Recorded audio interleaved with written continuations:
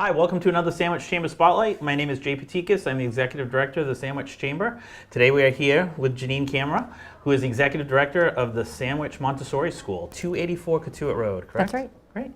Okay, I wanted to get into it. I know that Sandwich Montessori has been around for a long time. Can you give me a little bit of the history, and then we'll kind of get into the Montessori way of teaching? So the Sandwich Montessori School has been here just about 20 years. The original owner and founder was Ginger Collier. A lot of people know her, and that name's kind of familiar in town. And she started the school. She built it up to have, at one point there were a little bit of infant and toddlers, mostly preschool, and then she added the elementary, and she even had a middle school. This past summer, she decided that she was going to retire, so she sold us her school. Right. And we just had preschool when we started. There were just a handful of preschoolers left. And we quickly added infants and toddlers because we purchased the building next door that used to be Shine. And so we added infants and toddlers, and we're growing. Great. So what is the age range for the school? So we can take children as young as 3 months old and right through to 6th grade. There's some exciting stuff happening, so hopefully next year we'll have 1st grade as well. We're going to be talking with the town and next week, so that's exciting. Yeah. Well, good luck. Thank you. So the Montessori way, I mean, everybody sees the name, talks it, but can you kind of get a little bit into the history about what sets Montessori teaching apart from, regular school? Yep. So Maria Montessori was the first female doctor in all of Italy, and when she graduated from college, there was not a lot of opportunity for her to have a job because she was the first female doctor. So she was offered a position at a school that was really an institution for kids, and they thought that the kids were uneducable. Maria Montessori, being a scientist and a doctor, thought, I think I know enough about brain development and children that I think I can help them learn. So she started to develop materials and use those materials to teach the kids that she was caring for. Within a relatively short amount of time, she was able to get them to learn, and they were able to actually pass tests that kids that had no special needs were able to pass in Italy. And so she had a lot of success, and she kept experimenting with those materials and developing newer materials and more materials. And then she was asked to take care of some kids who were kind of ruining the buildings for some businessmen. They were home alone during the day, and they were preschool age, and parents would just leave them, and they were kind of running amok. And back then they didn't really have preschool or anything like that. Right, there was no preschool, so they had no place to go, and parents, the older child, maybe the 6-year-old, was watching the little ones. So she started taking in those children, and that's what developed the children's houses, which is a really prevalent Montessori availability around the country. That's where it started, so I think it has the deepest roots there. And all those materials she was creating, she kept doing, and she really based everything on brain development. So there's a lot of push in education talking about brain-based education, and this is really based on brain development. There's different planes of development, so Maria Montessori identified sensitive periods during those times. So the curriculum is really focused on what the kids are ready for. Sensitive periods based on age? Like how development, really. Yep. So it's a 3-year span. That's why there's multi-age. So each Montessori classroom comprises of a 3-year span, so 3 to 6-year-olds, 6 to 9-year-olds is the lower elementary, 9 to 12-year-olds, and that kind of thing. And it's really great because there's that continuum of learning. So, we don't all work with people of the same age because we're all at different places and that kind of thing. And same with learning, in a traditional classroom, it's all the same age, saying that they're all developmentally in the same place, but we know that's not true. Right. And differentiation is a big thing in today's, it's the buzzword for education. And Montessori really is able to differentiate because there's that 3-year age span, because it's based on development. So there's materials children can focus on materials that they gravitate to. And usually they're looking to gravitate towards the things that they don't know or that they're trying to learn. So they can spend a lot of time on that. The teacher is really an observer who guides them and watches to see where they are and what they might need next. So can you take me through a Montessori day as far as, when the kids come in, does it start at 7:30? What is So our day here starts at 9. They can start arriving at about 8:45. The biggest thing about Montessori is also the mantra of learn to do it myself, let me do it myself. So you'll see kids coming in, and we're encouraging them to take off their own shoes and put on their slippers. They switch and hang their things up and know where their stuff is, right? And how much success and how much excitement they get for and confidence for being able to do it themselves. And then there's that morning period where we sit and we have that circle time that a lot of schools have, and there'll be maybe a big group lesson. And the kids make their own snacks, so they'll be introduced to what the snack is during the day, and it's part of being able to do it themselves. So if they're having 3 orange slices and whatever else, maybe some banana chunks or something, they can use the tongs and get them out, and they make their plate, and first they wash their hands and they do all that, and then they clean up after themselves. Through the day as they're learning, they'll have lessons individually with a teacher. Is it like English and different subjects, or? Yeah, it pretty much is. There's a Montessori Classroom is set up by subject or topic. So there's a big practical life area where kids are learning to pour, squeeze, twist, and all of that. Really the movements of the hand to strengthen their hands for writing, but also to get those practical life skills so they can do it themselves. And then there's a sensorial area where they're using their senses and really kind of getting and developing an image and an imprint in their mind of different things. Could be visual discrimination. It could be tall and short, those kinds of things. Then there's math. They do language. And then there's what in Montessori we call it cultural, which is science, history, geography, and those kinds of things. And they're exploring all of that.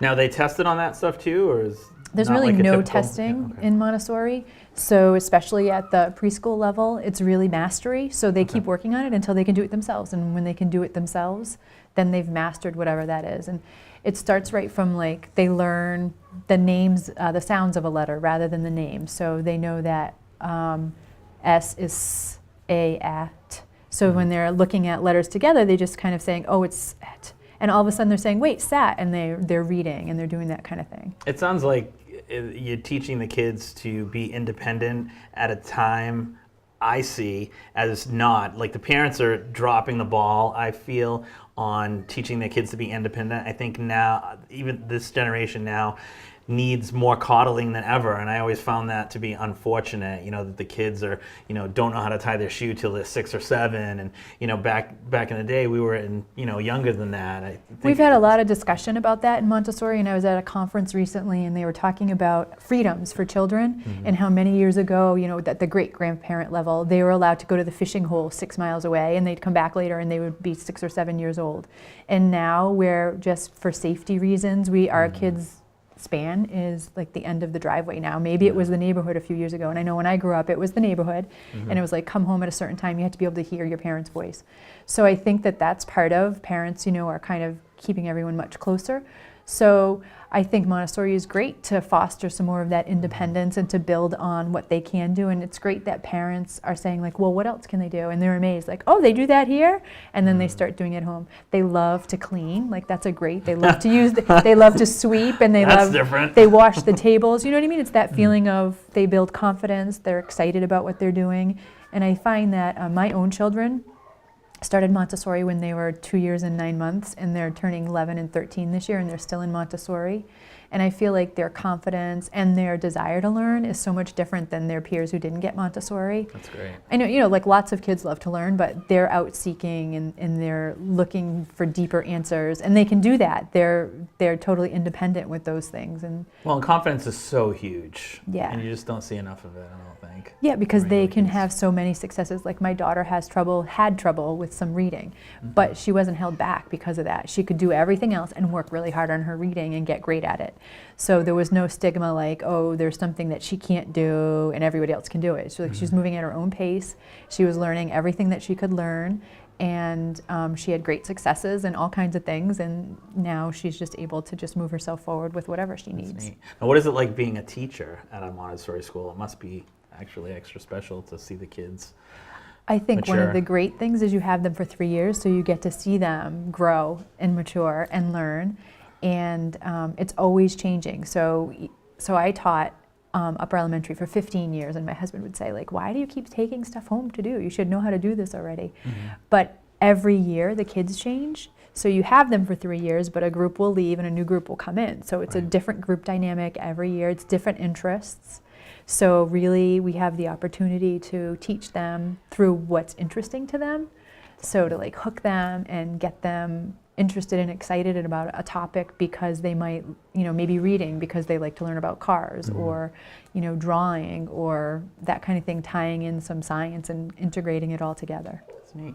Now talk a little bit more about Shine. So you had bought Shine like 6 months ago or something like that? Or maybe I think it was less than 6 months ago. Probably like maybe 5 months ago now, 4 months. And they had were they 286? Is that the 288. Right? 288, okay. So we purchased the Sandwich Montessori School, and years ago the owner had that building and she sold it to the people who own Shine. And our vision was that we were going to grow into this space, and then we wanted to somehow be able to purchase the next door space and build that campus that was originally here. Within, I don't even know if we had closed on this building yet, the realtor said, hey, by the way, Shine is selling. So we said, Sweet. Let's make a decision, and so we bought it. And then we said, okay, like we have 2 buildings, let's use them sooner rather than later. So we continued pushing to build our enrollment here. We had we started with 14 children, 14 families, I think, and we have 26 families here now, and we have 9 families that are infant toddler families. So that grew from 0. So that's really great. We're excited about that.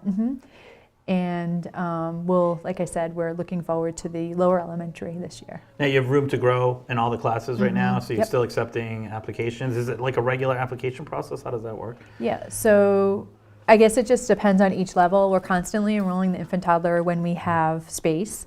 It depends on, there's lots of state regulations, and both the infant toddler and the preschool are regulated by the state, and we're all licensed through that.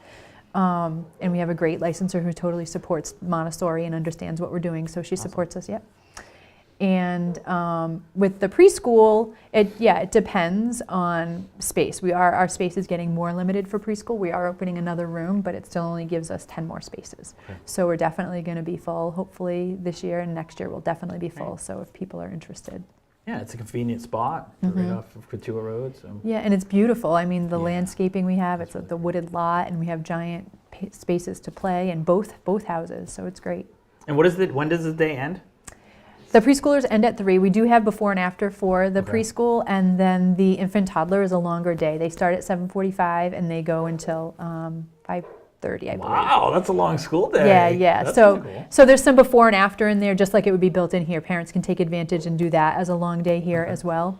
Cool. And the infant toddler really is working on independence too. If you go over there, they'll be eating at the table, and they have tempered glass plates that they finish eating, and they put them away. They know where to put them. They put away. We're eco-friendly. We're an eco-friendly certified school, so they'll put away their cloth napkins in the laundry bin, and they know where that all goes. And they're little. The awesome. oldest ones over there are just over 2.5, so they're doing a great job over there of learning independence too. And incorporating Shine. What about your vision? What is your vision plan for this place as of a couple of years from now, 5 years from now? Yep, so, by then, hopefully we'll have our upper elementary will have expanded so that we're full in all of our places with a waiting list. One thing that's on our wish list is to get some animals, and so we'll be working towards maybe goats. We're pretty sure it's going to be some goats. We have a great space for goats out back.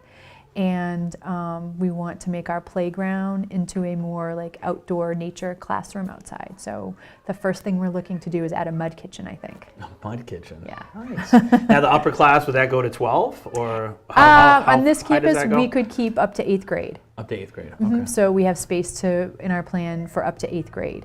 And then, as we're moving forward, high school is not a no, so that's something that we definitely are thinking about as well. Great. And a final question would be, if you had to just, in a nutshell, explain the Sandwich Montessori way, or to the teaching here, and why it sets it apart from regular education, what would you say?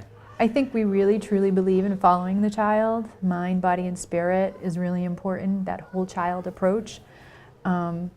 They can't learn if they're hungry. I think everyone knows that. But if they're sad or scared, they can't learn either, and that's really important. And we have time in every day to devote to making sure that we're taking care of the whole child.